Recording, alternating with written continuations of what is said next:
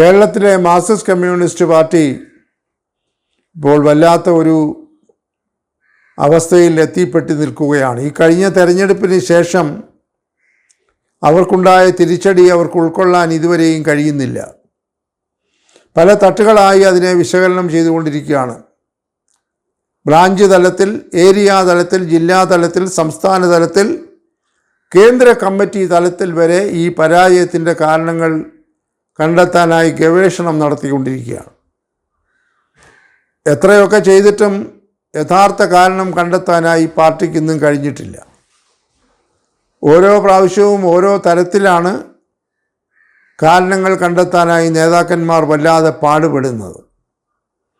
മുന്നണിയുടെ പരാജയമാണ്, മുന്നണി ഘടക കക്ഷികളിലെ പാർട്ടികൾ യഥായോഗ്യം പ്രവർത്തിക്കാത്തതിൻ്റെ ഫലമാണ്, പാർട്ടിക്കകത്തുള്ള അന്തഛിദ്രമാണ്, സ്ഥാനാർത്ഥി നിർണയത്തിലുള്ള പോരായ്മയാണ്, ഏകോപനമില്ലാത്തതാണ് എന്നൊക്കെ പറഞ്ഞ് ഓരോ തൊടുന്യായങ്ങൾ പറഞ്ഞുകൊണ്ട് ഈ ഉണ്ടായ പരാജയത്തെ മറയ്ക്കാനായി ശ്രമിക്കുന്ന ഒരു രീതിയാണിപ്പോൾ മാർക്സിസ്റ്റ് പാർട്ടി സ്വീകരിച്ചിരിക്കുന്നത്.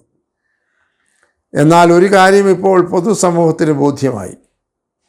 മാർക്സിസ്റ്റ് പാർട്ടിയിലെ യഥാർത്ഥ പ്രവർത്തകരാകെ ഈ പരാജയത്തിൻ്റെ ഉത്തരവാദിത്വം നേതൃത്വത്തിൻ്റെ മേൽ സംശയരഹിതമായി ചാർത്തിക്കഴിഞ്ഞു.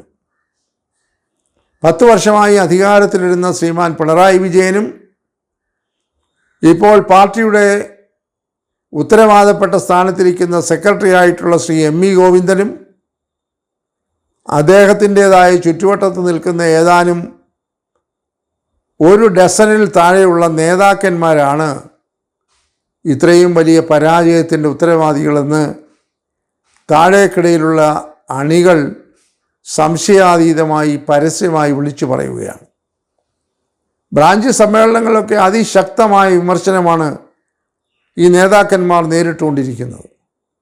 ഭരണവിരുദ്ധ വികാരം എന്നൊക്കെ പറയുന്നെങ്കിൽ പോലും ഇവിടെ കഴിഞ്ഞ നിയമസഭാ തെരഞ്ഞെടുപ്പിൽ സംഭവിച്ചത് പിണറായി വിരുദ്ധ വികാരമായിരുന്നു എന്നവർ സ്വകാര്യമായി സമ്മതിക്കുന്നുണ്ട്. അതിപ്പോൾ രഹസ്യമായിരുന്നെങ്കിൽ പോലും പരസ്യമായി തന്നെ താഴെ തട്ടിലുള്ള അണികളെല്ലാം പറഞ്ഞു കഴിഞ്ഞിരിക്കുന്നു. ധാർഷ്ട്യവും ധിക്കാരവും യാതൊരു തരത്തിലും മറ്റുള്ളവരെ ഉൾക്കൊള്ളാൻ കഴിയാത്തതായിട്ടുള്ള ഒരു മനോഘടനയും വളരെ ഗുരുതരമായിട്ടുള്ള സ്വജനപക്ഷപാതവുമൊക്കെ പിണറായി സർക്കാരിൻ്റെ മുഖമുദ്രയായിരുന്നു എന്നുള്ളത് ഇപ്പോൾ അണികൾ തന്നെ വിളിച്ചു പറഞ്ഞുകൊണ്ടിരിക്കുകയാണ്. അതുകൊണ്ടാണ് ഇത്രയും ദയനീയമായ ഒരു പരാജയം. ഈ പരാജയം ഒരു ദിവസം കൊണ്ടുണ്ടായതല്ല എന്ന് കേരളത്തിൻ്റെ രാഷ്ട്രീയ ചരിത്രം അറിയുന്നവർക്കറിയാം. കഴിഞ്ഞ 10 വർഷക്കാലമായി പിണറായി വിജയൻ്റെ സർക്കാരിനുണ്ടായ തിരിച്ചടികൾ ചരിത്രത്തിൻ്റെ ഭാഗമായി മാറിക്കഴിഞ്ഞിരിക്കുന്നു. ഇവിടെ നടന്ന ഉപതെരഞ്ഞെടുപ്പുകളിൽ പാർട്ടിക്കുണ്ടായ പരാജയം, അതിനുശേഷം നടന്ന പാർലമെൻറ്റ് തെരഞ്ഞെടുപ്പിലുണ്ടായ കടുത്ത പരാജയം, തൊട്ടടുത്ത് നടന്ന തദ്ദേശ സ്വയംഭരണ സ്ഥാപനങ്ങളിലേക്കുള്ള തെരഞ്ഞെടുപ്പിൽ കേരളമാകെയുണ്ടായ പരാജയം, ഏറ്റവും ഒടുവിൽ പറയട്ടെ നിയമസഭാ തെരഞ്ഞെടുപ്പിലുണ്ടായ വൻപിച്ച പരാജയം, 99 സീറ്റുമായി അധികാരത്തിലിരുന്ന 10 വർഷമായി കേരളം ഭരിച്ചിരുന്ന മുഖ്യമന്ത്രി പിണറായി വിജയൻ്റെ നേതൃത്വത്തിലുള്ള ഇപ്പോഴത്തെ പ്രതിപക്ഷ കക്ഷിയിൽ മാർക്സിസ്റ്റ് പാർട്ടിയുടെ അംഗസംഖ്യ അല്ലെങ്കിൽ പ്രതിപക്ഷത്തിൻ്റെ അംഗസംഖ്യ 35ആയി പരിമിതപ്പെട്ടിരിക്കുന്നു. എന്തൊരു ദയനീയമായ ചിത്രമാണ്. അതിൽ തന്നെ CPI എന്ന് പറയുന്ന ഘടകകക്ഷി വെറും 8 സീറ്റുകൾ ഒതുങ്ങി. അവരുടെ മന്ത്രിമാർ പോലും അമ്പയെ പരാജയപ്പെട്ടു. CPMലെ പിണറായി സർക്കാരിൻ്റെ രണ്ടാം പിണറായി സർക്കാരിലുണ്ടായിരുന്ന മന്ത്രിമാർ മുക്കാലെ അരയ്ക്കാലും തെരഞ്ഞെടുപ്പിൽ അമ്പയെ തോറ്റ് പരാജയപ്പെട്ടു. ഇതുപോലെയുള്ളൊരു ചരിത്രം CPMന് മുൻപൊരിക്കലും ഉണ്ടായിട്ടില്ല. ഇപ്പോൾ ഓരോ തൊടുന്യായങ്ങൾ പറഞ്ഞുകൊണ്ട് ന്യായീകരിക്കാൻ ശ്രമിക്കണം. അങ്ങനെ ഇരിക്കുമ്പോഴാണ് കണ്ണൂരെ ഒരു വിപ്ലവകാരിയായിട്ടുള്ള നേതാവ് ഒരു ചൂണ്ടയെറിഞ്ഞത്, ശ്രീ സഖാവ് M.E. ജയരാജൻ. അദ്ദേഹം പറഞ്ഞു, തെരഞ്ഞെടുപ്പ് കാലത്ത് മാർക്സിസ്റ്റ് പാർട്ടിയിൽ നിന്ന് വർഷങ്ങളുടെ പാരമ്പര്യമുള്ള 3 നേതാക്കന്മാർ സലാം പറഞ്ഞ് പ്രതിപക്ഷത്ത് പോയി UDFൻ്റെ പിന്തുണയോടുകൂടി മാർക്സിസ്റ്റ് പാർട്ടിയുടെ LDFൻ്റെ സ്ഥാനാർത്ഥികളെ അമ്പെ പരാജയപ്പെടുത്തി നിയമസഭാംഗമായിരിക്കുകയാണ്.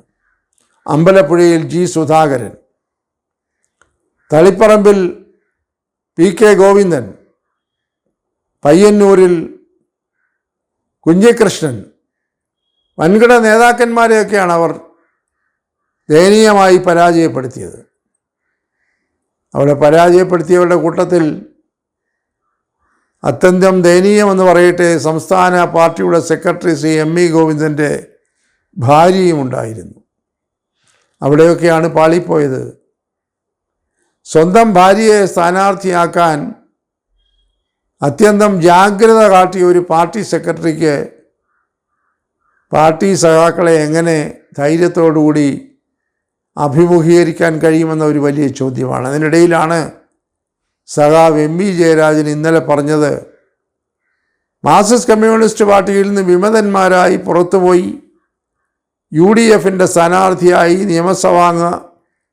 നിയമസഭാ തിരഞ്ഞെടുപ്പിൽ വിജയിച്ചവരൊക്കെ തെറ്റ് തിരുത്തി തിരികെ വന്നാൽ അവരെ സ്വീകരിക്കും ഞങ്ങളെന്ന് പുലിവാല് പിടിച്ചു ശ്രീ ME ജയരാജൻ. അദ്ദേഹം ഇത് പ്രസ്താവന പറയുന്നതിൻ്റെ ചൂടാറുന്നതിന് മുമ്പ് CPMൻ്റെ സംസ്ഥാന സെക്രട്ടറി ശ്രീ ME ഗോവിന്ദൻ പറഞ്ഞു, അങ്ങനെ ഒരു തീരുമാനം മാർക്സിസ്റ്റ് പാർട്ടി എടുത്തിട്ടില്ല. ME ജയരാജൻ ആകെ കുടുക്കിലായി. പാർട്ടി തീരുമാനത്തിന് വിരുദ്ധമായി ഇദ്ദേഹത്തിന് ആളുകളെ തിരിച്ചെടുക്കാൻ അധികാരം കൊടുത്തു എന്നുള്ള ചോദ്യം പാർട്ടി അണികളിൽ തന്നെ ഉണ്ടായി. അതോടുകൂടി സഖാവ് ME ജയരാജൻ യൂട്ടേൺ അടിക്കാൻ തുടങ്ങി. അദ്ദേഹം അത് ന്യായീകരിക്കാൻ ശ്രമിക്കും. ഞാൻ പറഞ്ഞത് അങ്ങനെയല്ല, ഇങ്ങനെയാണ്. അദ്ദേഹമാണ് പണ്ടൊരു ജഡ്ജിയെ ശുംഭൻ എന്നൊക്കെ വിളിച്ച് ചരിത്രത്തിൽ ഇടം നേടിയ ഒരു രാഷ്ട്രീയ നേതാവ്. ആ ശുംഭൻ്റെ അർത്ഥമൊക്കെ അദ്ദേഹം പുതിയ ശബ്ദതാരാവലിയിലൂടെ പുറത്ത് ഇറക്കുകയും ചെയ്തു. ഓരോ തവണയും നാണം കെട്ട് തലകുനിക്കേണ്ടി വന്നിട്ടുള്ള രാഷ്ട്രീയ പശ്ചാത്തലമുള്ള ഈ നേതാവിന് ഇപ്പോഴും ഒരടി സ്വന്തം പാർട്ടിയിൽ നിന്ന് ഏൽക്കേണ്ടി വന്നു. ചുരുക്കത്തിൽ പറഞ്ഞാൽ മാർക്സിസ്റ്റ് കമ്മ്യൂണിസ്റ്റ് പാർട്ടിയിൽ കടുത്ത വിഭാഗീയത ഉടലെടുത്ത് കഴിഞ്ഞിരിക്കുന്നു. മുൻപൊരിക്കൽ ഇതുണ്ടായത് പിണറായി വിജയൻ VS ഏറ്റുമുട്ടലിലായിരുന്നു. VS അച്യുതാനന്ദനും പിണറായി വിജയനും കണ്ണൂർ ലോബിയും തിരുവിതാംകൂർ ലോബിയും തമ്മിലുള്ള ഏറ്റുമുട്ടലിൽ വിഭാഗീയത ശക്തമായിരുന്ന ഒരു കാലഘട്ടം കേരളത്തിലെ രാഷ്ട്രീയ ചരിത്രമറിയാവുന്നവർക്കറിയാം. അതിൻ്റെ ഒരു പുതിയ തുടക്കം ഇവിടെ ആരംഭിച്ചിരിക്കുന്നു. നേതാക്കന്മാർ ഭിന്നസ്വരത്തിൽ സംസാരിക്കുന്നു. ഏകോപനമില്ല, ഐക്യമില്ല, കൂടിച്ചേരലുകളില്ല, ചർച്ചകൾക്കൊന്നും ഒരു ഐകരൂപ്യമില്ല. പലതും ഒളിച്ചു വയ്ക്കുന്നു എന്നുള്ള ആരോപണവുമായി CPM ഇപ്പോൾ വിഭാഗീയതയുടെ പടികൂടി കടന്ന് കയ്യും കാലും വിട്ടടിക്കുന്ന അവസ്ഥയാണ് കേരളത്തിലെ പൊതുസമൂഹം കണ്ടുകൊണ്ടിരിക്കുന്നത്.